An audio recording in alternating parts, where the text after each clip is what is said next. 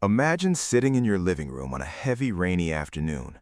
You're warm, comfortable, maybe listening to the soft rumble of thunder in the distance. To you, a sudden downpour just means staying inside, grabbing a warm drink, and watching the water roll down the window pane. For you, rain is cozy. But 50,000 years ago, hearing that exact same thunder wasn't relaxing. It was the sound of a countdown. And if you didn't run immediately, you and everyone in your tribe were going to be buried alive. To understand why ancient humans feared flash floods, you have to look at where they lived.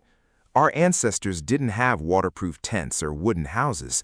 They relied on natural rock formations, caves, and cliff overhangs. And almost all of these shelters share one fatal flaw. They sit at the bottom of hillsides, valleys, or near riverbanks. When a heavy storm hit, millions of gallons of water wouldn't just soak the ground. The soil on the hills above couldn't absorb it fast enough.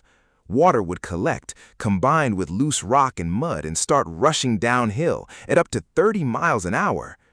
If you were sleeping inside a deep cave during a storm, you wouldn't see the flood coming. You would hear it, a deafening mechanical roar echoing through the stone walls seconds before a wall of liquid mud slammed into the entrance. Flash floods didn't just bring water, they brought thousands of pounds of thick, heavy sediment, gravel, and debris.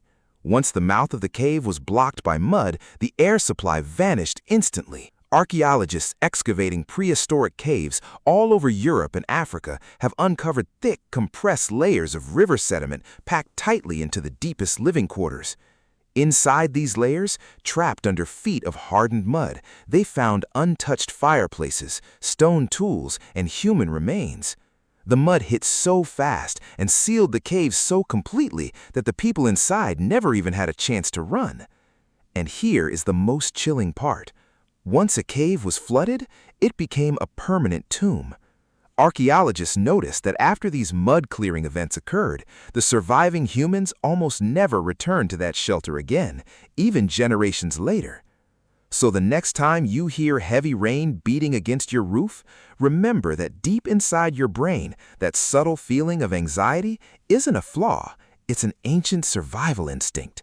A warning passed down from ancestors who learned the hard way that when the water starts rising, you run.